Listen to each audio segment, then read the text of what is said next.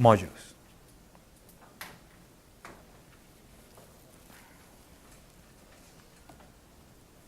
And which one do you think is going to be bigger, K or Ks?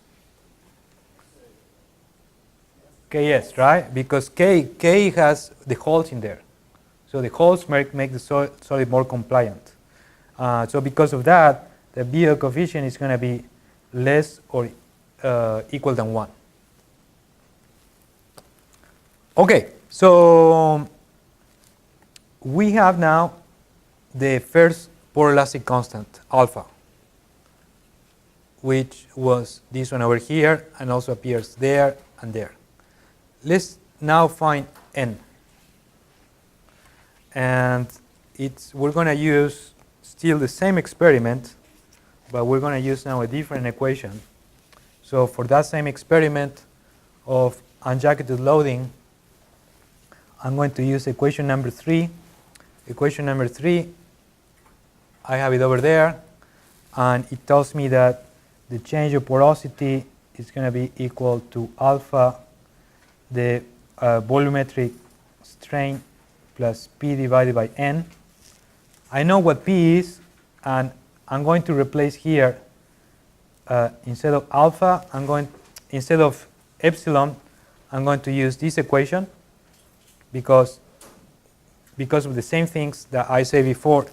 I can replace this one by that number, and this is going to be plus P divided by N. And I'm going to do one more thing over here. With this kind of test, also the porosity strain is going to be the same as the bulk strain. Remember that here, this is the same as doing something like this. And if I were to grab any other volume which may look like a pore, the strain of that volume is going to be the same of the pore strain. So because of that, that porosity strain is going to be also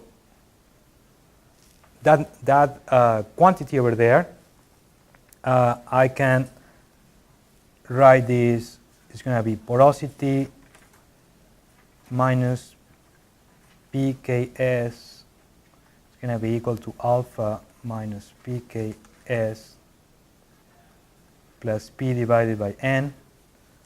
Here all the P's cancel out, and I can write the second poromechanical modulus 1 over the N as, I would move this one to the other side, right? It would be alpha,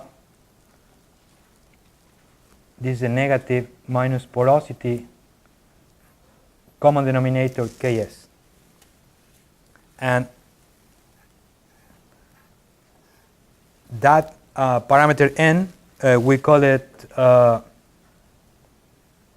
it doesn't have a name, so I just call it second poromechanical modulus. Oh, well, it does have a name, okay, but it's not very popular. It's not like the Biot coefficient.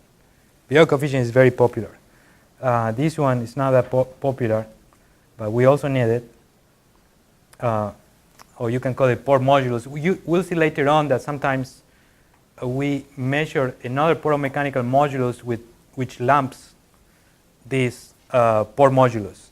But well, we need it to derive our equations. So it's a pore modulus. Because it's a modulus, it's going to have the units of a pressure. Look over here. So this is a modulus. So this should have the units of a pressure, and also is going to be larger than 0. In immediate consequence of this equation, being this one larger than 0, is another bound for the Biot coefficient. Can you see what that is?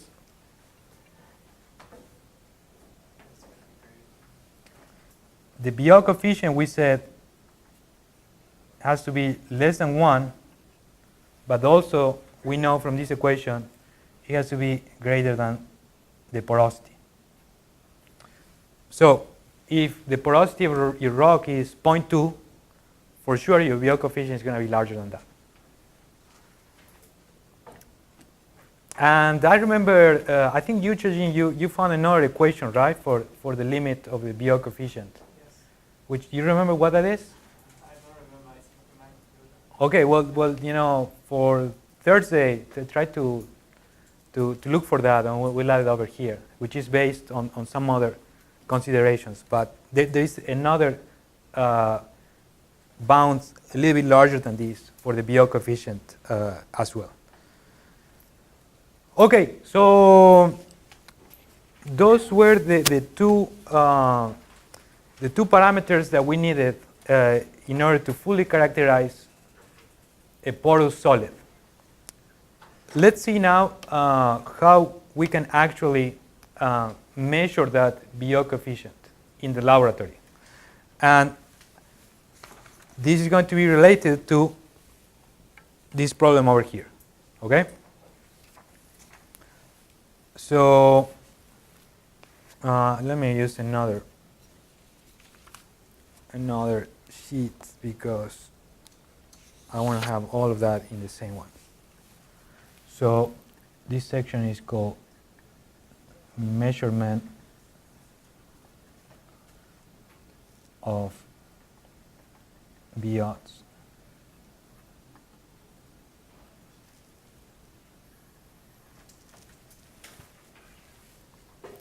You know, how many of you guys are familiar with Biot or Biot theory? More or less. So Biot was this guy from Belgium who was working for Shell and developed all these theories in close to Texas, close to Bel Air. So there, the Shell Center was over there. He did all of these, not too far from here.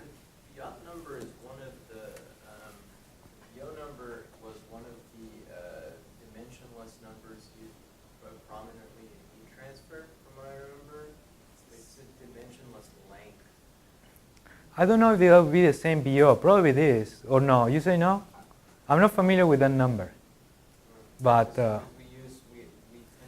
had the Nusselt number, which was like a dimensionless yeah. heat transfer coefficient. We had the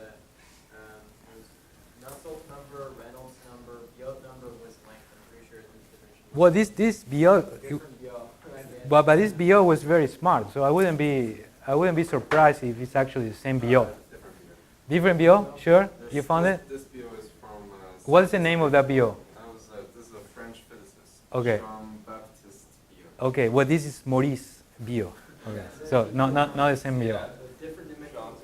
Probably related, but this is Maurice Biot. Yeah. From Belgium. Okay. Okay, so let's see how we actually measure this Biot coefficient. Method number 1, and this is what you are always tempted to do. You say, you utilize the equation that we just derived, and you say 1 minus K, where K is the drain bulk modulus,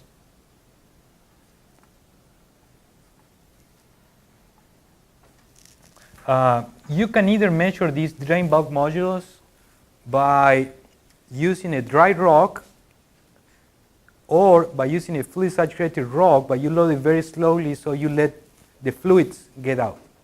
That's why it's called drained. You don't let the pore pressure increase inside, or you don't let the pore pressure change. You could keep it constant, but you don't allow the pore pressure to change. That's why it's called drained, because when you change the porosity, you actually need to get the fluid out of the rock. And here you say, well, my rock is made out of quartz, and therefore I'm going to use the Ks of quartz. and you calculate the Biot coefficient. You could do that, but there are some issues with that.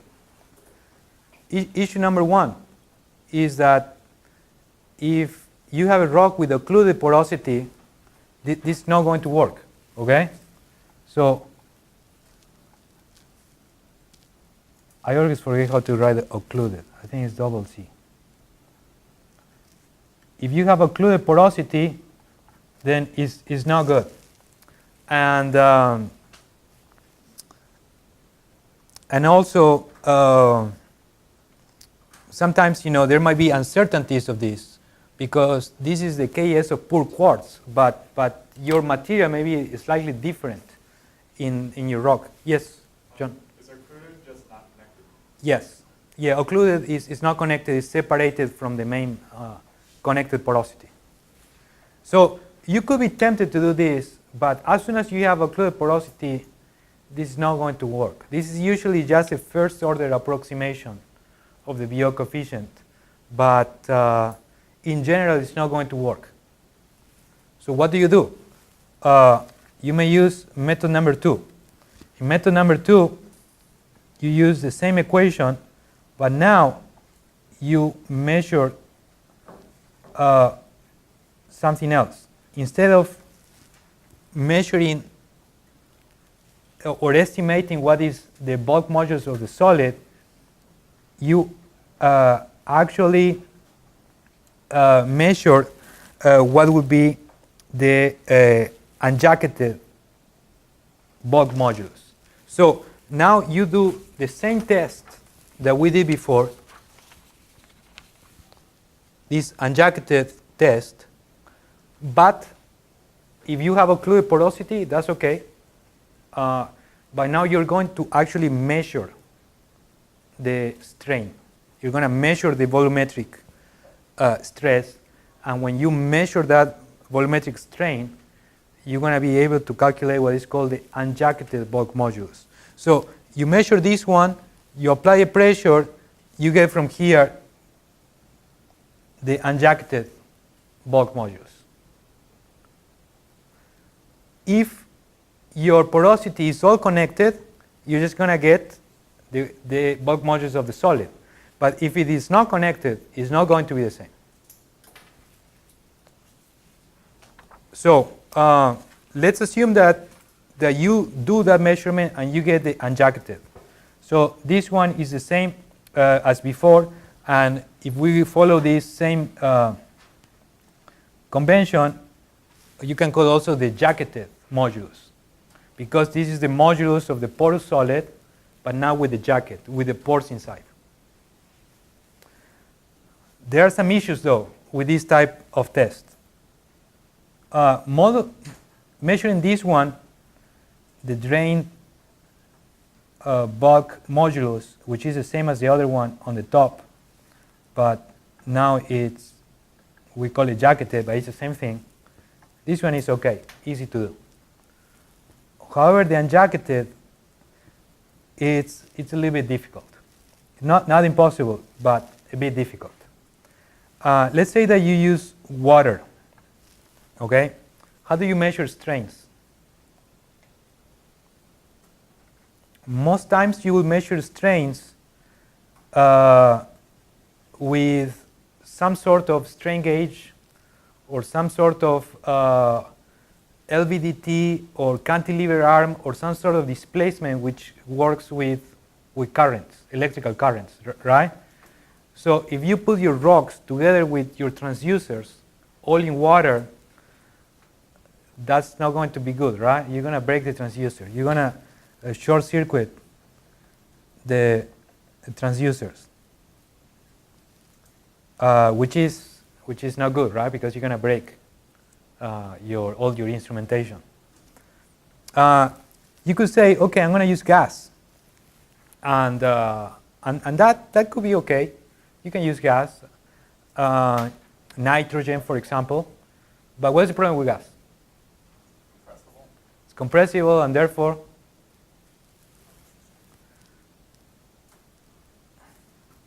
you know what I'm drawing over here?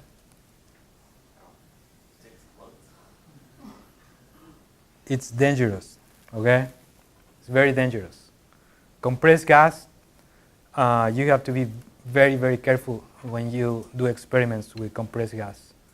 You have to design your pressure vessels very well, and you have to have extra safety factors in order to deal with gases. So you could do it, but it is dangerous, okay? It's what? So that means oils. And then you get to oil, right? So, and what is the problem with oil? So let's assume we have a clean oil with no brine, no nothing, no electrical conductivity. What do you think the problem is going to be with oil?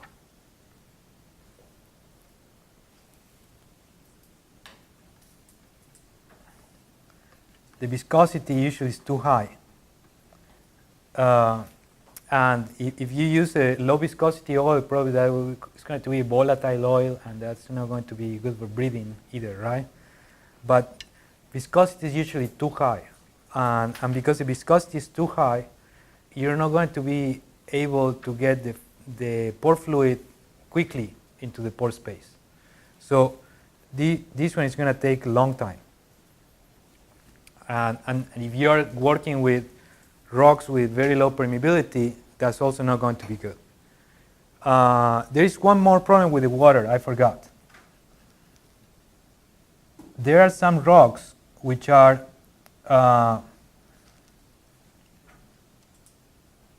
sensitive to the salinity of the water. I wanted to write sensitive there. And because of that, some rocks you may just soak them in water and they will break apart. Clays will swell, some minerals will dissolve, and you're going to test some other rock, another rock that you want to test. If you're dealing with a sandstone with lots of porosity, high permeability, probably you can go with oil, and that's going to be fine. But shales, no way. And probably you have to go through the gas and be careful. But otherwise, you cannot adopt this type of measurement. So what do? We quit about estimating Biot coefficient. There is a third method, which is my favorite. And this is going to make use of the equation that we have derived before. Minus alpha p. Notice that volumetric strains are a function of stresses, total stress, and also of pore pressure, right? So if I put this one on this side, this is going to be equal to mean stress plus alpha p.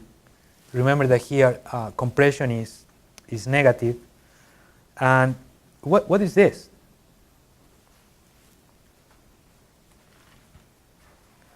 Total stress, pressure. This is effective stress. More than that, this is Biot's effective stress. And what Biot effective stress allows me to do is to have a unique function for volumetric strain as a function of the drain bulk modulus. So you see, if I were to cover that, this is a strain, this is bulk modulus. Usually here we used to have stress. Or if we assume Terzaghi effective stress, it would be effective stress.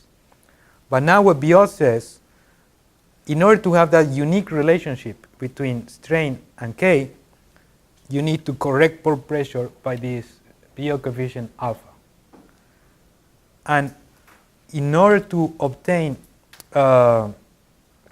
this relationship, what you're going to do is what you have here in the assignment. You see that here we have confining pressure and pore pressure, and here volumetric strain, right? So let's go to the laboratory jargon. In the laboratory, the mean stress, it goes by the minimum, total stress goes by confining pressure.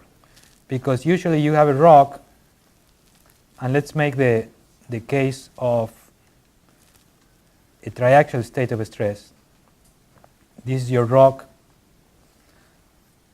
Here you have an end cap with a pore fluid connection.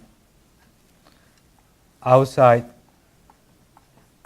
you apply a confining pressure, and all of this goes inside another vessel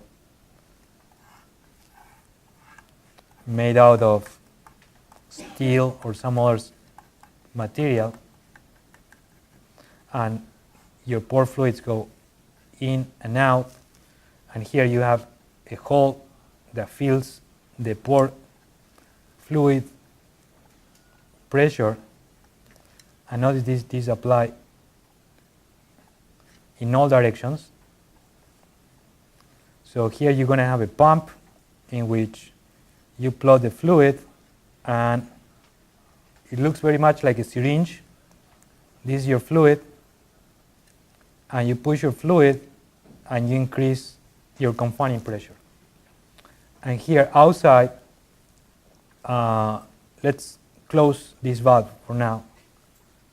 Here you will have another pump which also looks as a syringe, in which you push your pore fluid in order to have the pore pressure. So that's PP, this one is PC, and usually inside the vessel you will have some instruments to measure the variation of volumetric strain in all directions. So in order to measure then the Biot coefficient, what we're going to do is we're going to apply cycles of increasing confining pressure and increasing pore pressure, and you're going to measure volumetric strain. You will see, as shown in this actual data, that if you apply such path, where this is PC and this is PP, how do you want to start this test? With PC larger than PP or PP larger than PC? PC larger than PP, right? Otherwise, if you have no pressure outside and you inject fluid, the membrane is just going to inflate like a balloon. So then you start somewhere over here, and then you increase and go like this, and you may do loading, and you may also do unloading later on. And when you do that, if you plot here Terzaghi effective stress PC minus PP, this is Terzaghi, notice that there is no alpha, you will measure something like this, where this is volumetric strain. But if you find the right alpha, as shown in this equation, this should be just one variable, and if you find the right alpha, which you're going to do that by doing a regression analysis, all of that data is just going to collapse into one line, where the slope of that is going to be the bulk modulus. And from there, you can get the value of alpha. With this type of experiment that has oil outside, has the actual pore pressure inside, pore fluid inside, could be oil, could be water, could be gas, could be anything. If you measure the strains, you have the measurements of both the pore pressure and the confining pressure, which is the total stress. You're going to be able to find what is the Biot coefficient. And this is what you have over here. So when you go to the data, you download the file, you will see that you're going to be able to recreate this plot. And let's see if there is something else here to pay attention to. Oh, we haven't talked about this, okay? So you may not be able to solve this so far. But it depends. We have a rock with a given permeability. So increasing the confining pressure outside doesn't mean that you're going to reach the equilibrium right away. It depends on the permeability of the rock. If the rock has a very low permeability, you may run into first a phase of undrained loading, and as the fluid gets out, you're going to reach the equilibrium that's going to allow you to do something like this. Otherwise, you have to wait a long time, or you have to increase the confining pressure and pore pressure very slowly. Otherwise, it's not going to work that well. So, but just wait a little bit for this. We're going to find some equations that are going to allow us to answer number B. And it should be K because this is the pressure on this side.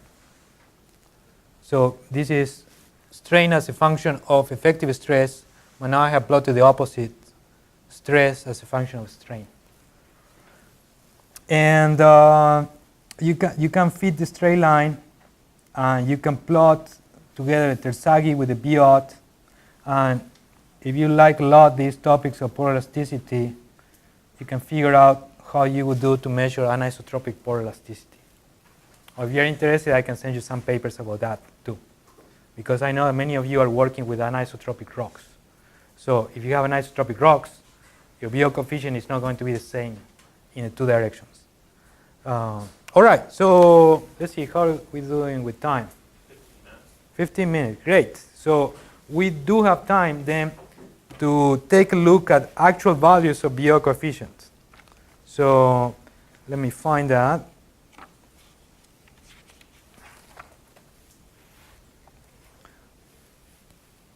And we'll try to understand also the variation of this Biot coefficient. So this is a table. It's a compilation of poromechanical properties. I took it from Jagger's book. And here you have the measurement of drained elastic properties, what is called undrained elastic properties. We'll see later what these are. We haven't seen that yet. This Km will be your unjacketed, or sometimes it's also called the matrix bulk modulus. But as we saw before, it's not correct to call it matrix if you have occluded porosity, because you should take into account those pores too. So this will be the K unjacketed. And then we have Biot coefficient, Skempton parameter, we'll see that later on. And this is the poromechanical modulus, that also we'll see that later on. Porosity, permeability, okay? So we have a compilation here for sandstones. I didn't plot these other rocks that are like a little bit, more complex in pore structure. So if we just plot the sandstones, you can see what you will typically expect, right? Here you have porosity, here you have permeability. The larger the permeability, the larger the porosity, the larger the permeability. Makes sense, right? What about this Pecos sandstone? Has a large porosity, but not such high permeability. What's going on?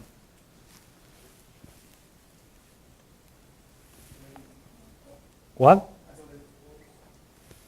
Isolated pores, right? Isolated pores, or non-connected porosity, or occluded porosity. Same thing for all of those. So keep an eye to this Pecos sandstone. Here you have all the modules that you can measure. What? I was saying is that like Pecos from out in the Permian Basin where there's a lot of I believe so. reserves? Yeah, I believe so.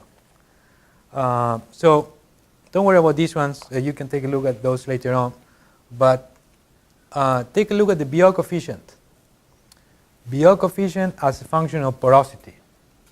Again, you will expect that the smaller the porosity, the smaller the Biot coefficient, right?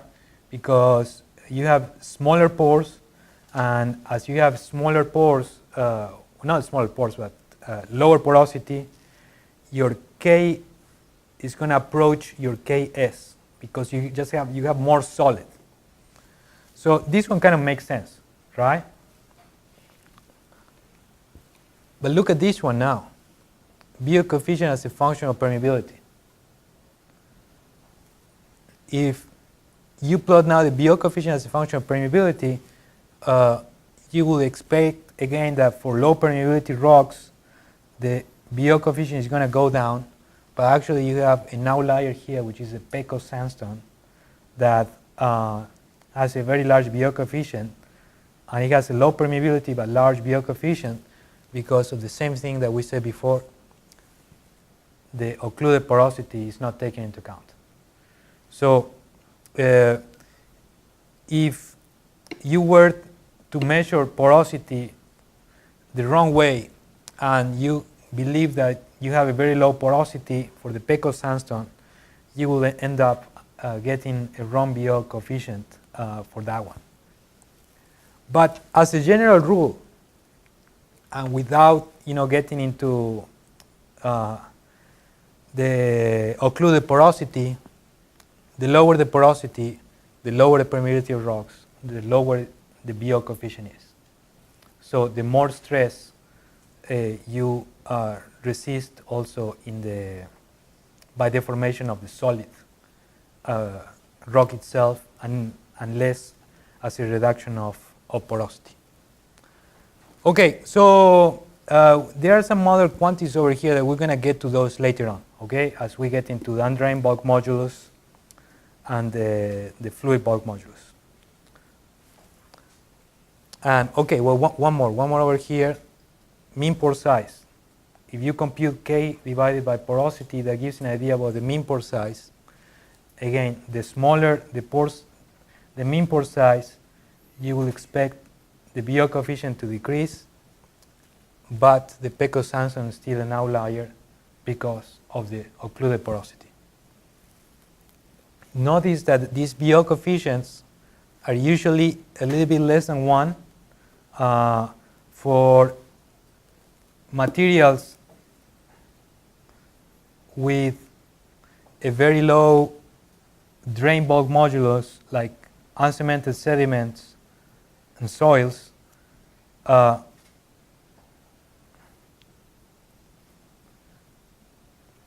which I don't have in this plot, but this will go to a K which is much smaller than the Ks, and we'll leave the alpha to approach equal to 1. For rocks, usually it's 0.9, 0.8, very tight rock, sub-millidarcy permeability, 0.6, 0.5. For shale,